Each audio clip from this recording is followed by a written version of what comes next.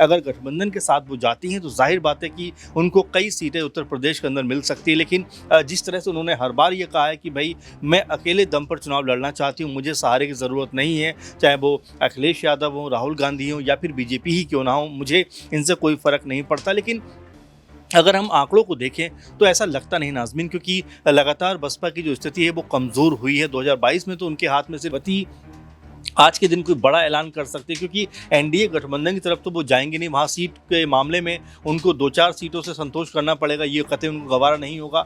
India गठबंधन में अगर वो आती हैं, जो आंकड़े पहले भी सामने आए थे कि अगर इंडिया गठबंधन में आती हैं तो लगभग 25 सीटों पर उनको चुनाव लड़ने का मौका उठाने के लिए चंद्रशेखर आजाद रावण आगे आ चुके हैं, लेकिन कहीं ना कहीं वो समर्थन चाह रहे हैं मायावती से। हाल ही में एक इंटरव्यू में चंद्रशेखर आजाद साफ तौर पर कहते नजर आए थे मायावती को लेकर कि पीछे के दरवाजे से उनका हमेशा से समर्थन, चंद्रशेखर आजाद रावण के साथ गठबंधन कर सकते हैं। और देखिए, अगर यहाँ पर गठबंधन होता है तो निश्चित तौर पर जो दलित वोट बैंक है वो और भी ज्यादा नमस्कार, मैं नाज़मीन खान और आप देख रहे हैं SPN 9 न्यूज। आप सभी का बहुत बहुत स्वागत है मेरे खास प्रोग्राम बात सच की में।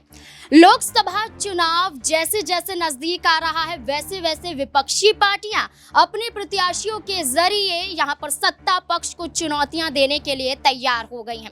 अगर एक राज्य की बात करें, उत्तर प्रदेश की बात करें, तो समाजवादी पार्टी जो सबसे पहले उम्मीदवारों की लिस्ट जारी करती हुई नजर आती है, वो समाजवादी पार्टी जो गठबंधन का ऐलान भी कर देती है। समाजवादी पार्टी ने लगभग यहां पर 3 लिस्ट उम्मीदवारों की जारी कर दी है, लेकिन चौथी लिस्ट में भी समाजवादी पार्टी कुछ ऐसे चेहरों को शामिल करती हुई नजर आएगी जो कहीं ना कहीं उत्तर प्रदेश में भारतीय जनता पार्टी को चौंका सकती है। जहां समाजवादी पार्टी की चौथी लिस्ट का इंतजार किया जा रहा है, तो वहीं आज का दिन बहुजन समाज पार्टी और आजाद समाज पार्टी के लिए बेहद खास है, क्योंकि आपको बता दें कि आज के ही दिन काशीराम का जन्म हुआ था। आज के ही दिन काशीराम की जयंती मनाई जाती है और इसी के साथ साथ आजाद समाज पार्टी की स्थापना भी हुई थी। 4 साल पूरे हो जाते हैं, चौथा स्थापना दिवस है आजाद समाज पार्टी का।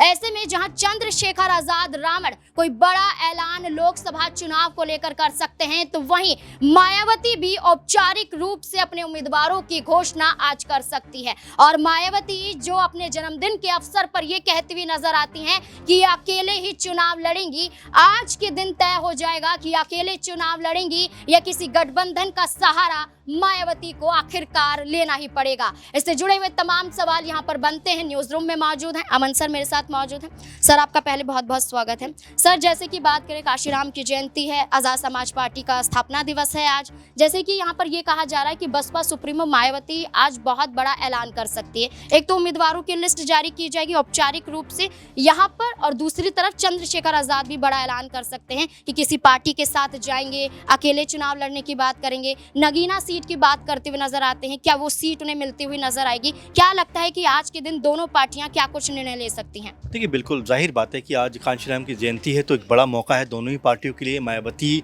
लगातार कह सकते हैं कि इस बात को कहती रही हैं कि कांशीराम की जो विचारधारा है वो समाज में आगे बढ़ना चाहिए। उन्होंने तो यहाँ तक कहा था कि अगर सबको भारत रत्न मिल रहा है तो कांशीराम को ही मिलना चाहिए, इस तरह की बातें उन्होंने कही। लेकिन अगर हम राजनीति की बात करें तो मायावती कहीं ना कहीं इस समय घिरी हुई दिखाई पड़ती हैं।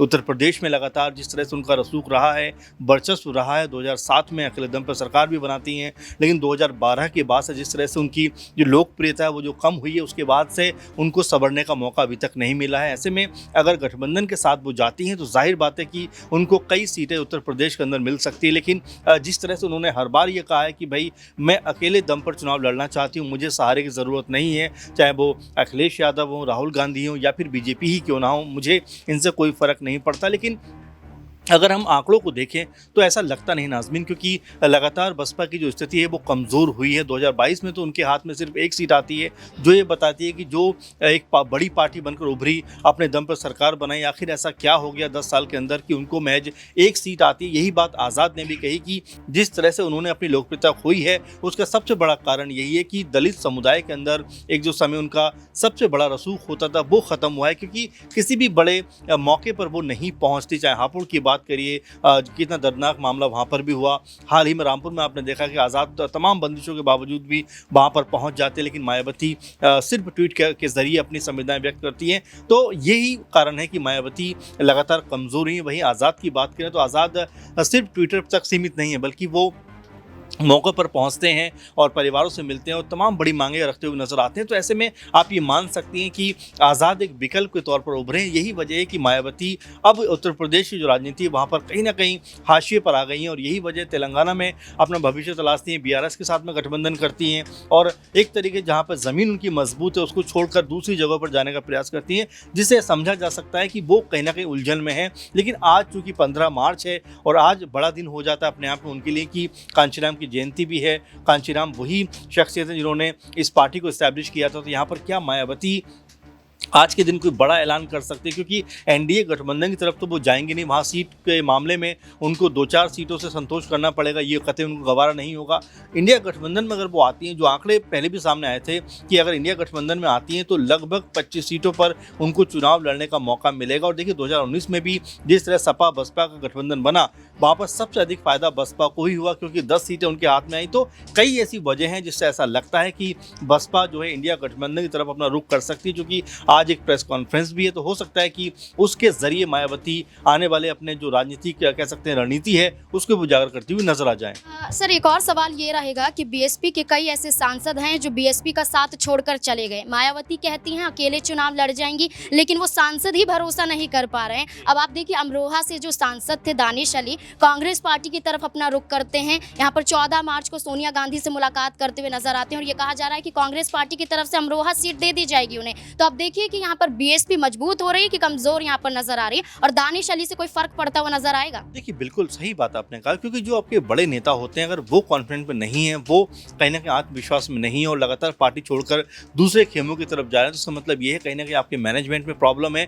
जब से देखा जा रहा है कि जब से आकाश आनंद को बागडोर एक तरीके देने की बात कही गई, उसके बाद से जो पार्टी के वरिष्ठ नेता हैं वो असहज हो गए। क्योंकि देखिए मायावती ने पहले भी इस बात को कहा है कि जिसने संघर्ष किया होगा पार्टी की जो बागडोर उसके हाथों में मिलेगी, लेकिन जिस तरह से उन्होंने अपने भतीजे को ये बागडोर सौंपने का जो ऐलान किया है उसके बाद में तमाम सारे चाहे आज़ाद हो या और भी लोग हों वो ये बात कहते रहे हैं कि मायावती भी परिवारवाद की जो राजनीति है उसके ऊपर चलती हुई नजर आ रही है। आज़ाद ये कहते रहे हैं कि भाई संघर्ष जमीन के ऊपर हमने किया है, तो ऐसे में अगर उत्तराधिकारी ही बनाना था तो हम क्या उसके लिए नॉमिनेट नहीं हो सकते थे। इस तरह की बातें आज़ाद ने कही और अभी भी वो यही बात कह रहे हैं कि बहन जी का बहुत सम्मान करते हैं, लेकिन जिस तरह का रुख उनका रहा है वो ये बताता है कि वो अब इस पार्टी को सिर्फ परिवारवाद के तहत लेकर चलना चाहती है, जो कतई तर्कसंगत नहीं है। अब ऐसे में क्या मायावती यहाँ से कोई बड़ा कदम उठाने वाली है? आज़ाद के साथ में भी उनके कह सकते हैं कि समझौते की बात चले, गठबंधन की बात चले, तो क्या वो भी मुकम्मल होता हुआ नजर आएगा? तो आज बहुत बड़ा दिन है, मेरे ख्याल से प्रेस कॉन्फ्रेंस भी वो करने वाली हैं, उसमें किन किन चीज़ों पर फोकस रहेगा ये देखना होगा। और साथ में जिस तरह 7 प्रत्याशियों को उन्होंने अभी तक अनाउंसमेंट किया है, क्या और भी नाम निकल कर सामने आ सकते हैं और ये कौन से नाम होंगे?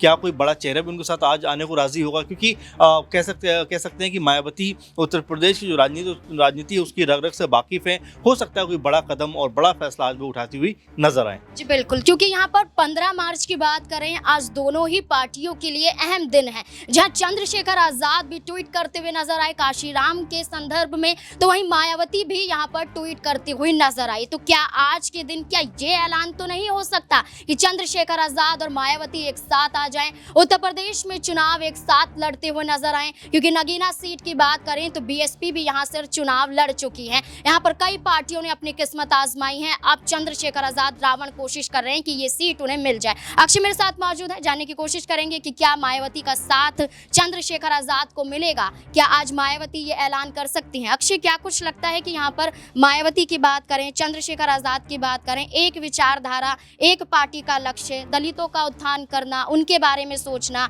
यहाँ पर तो चंद्रशेखर आजाद ऐसे ऐसे मुद्दों पर हर राज्यों में पहुंच जाते हैं, कभी राजस्थान चले जाते हैं, उत्तर प्रदेश में तो हैं, कभी दिल्ली में भी आ जाते हैं, तो यहाँ पर उनके लिए हमेशा से खड़े रहते हैं। वहीं मायावती की बात करें तो चंद्रशेखर आजाद रावण के साथ कभी खड़ी नहीं रही, लेकिन चंद्रशेखर आजाद चाहते हैं कि मायावती साथ आए। तो क्या लगता है आज हो सकता है ऐसा?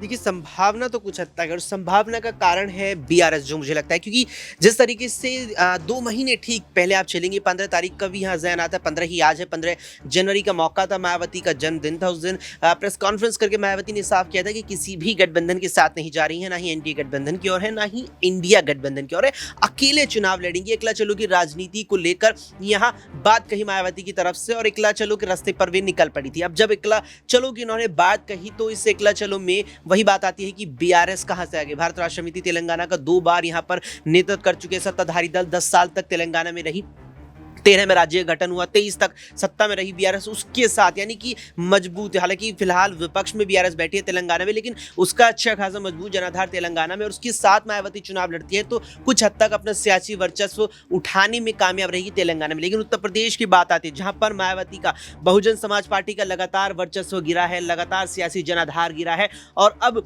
उस सियासी जनाधार को अपनी ओर खींचने के लिए, अपनी यहाँ पर अपना स्तर उठाने के लिए चंद्रशेखर आजाद रावण आगे आ चुके हैं। लेकिन कहीं ना कहीं वो समर्थन चाह रहे हैं मायावती से। हाल ही में एक इंटरव्यू में चंद्रशेखर आजाद साफ तौर पर कहते नजर आए थे मायावती को लेकर कि पीछे के दरवाजे से उनका हमेशा से समर्थन रहा है। वैसे में संभावना है, क्योंकि बीआरएस का देखिए, जब यहाँ मायावती के द्वारा बात कही गई कि अकेले चुनाव लड़ेंगे, ऐसे में यहाँ ये जानकारी आती है कि तेलंगाना में बीआरएस यानी एक क्षेत्रीय दल के साथ गठबंधन किया है। फिर ये बात आती है कि मायावती गठबंधन करेगी क्षेत्रीय दलों के साथ। अब यहाँ पर संभावना इसी ही के आधार पर ये लगाई जा रही है कि मायावती शायद यहाँ पर इंडिया गठबंधन में तो नहीं, और एनडीए गठबंधन से तो यहाँ कोई मतलब उनका नजर आ नहीं रहा है, लेकिन वे चंद्रशेखर आजाद रावण के साथ गठबंधन कर सकते हैं। और देखिए, अगर यहाँ पर गठबंधन होता है तो निश्चित तौर पर जो दलित वोट बैंक है वो और भी ज्यादा एकीकृत होगा। आप देखिए, जिस तरीके से लगातार सियासी वर्चस्व, सियासी जनाधार और खास तौर पर मायावती की जो सक्रियता है वो कम हुई है, उससे कहीं ना कहीं जो दलित वोट बैंक है वो भी विभाजित हुआ है, वो भी धड़ों में बटा है। बीजेपी की तरफ भी दलित वोट बैंक, ऐसा नहीं है कि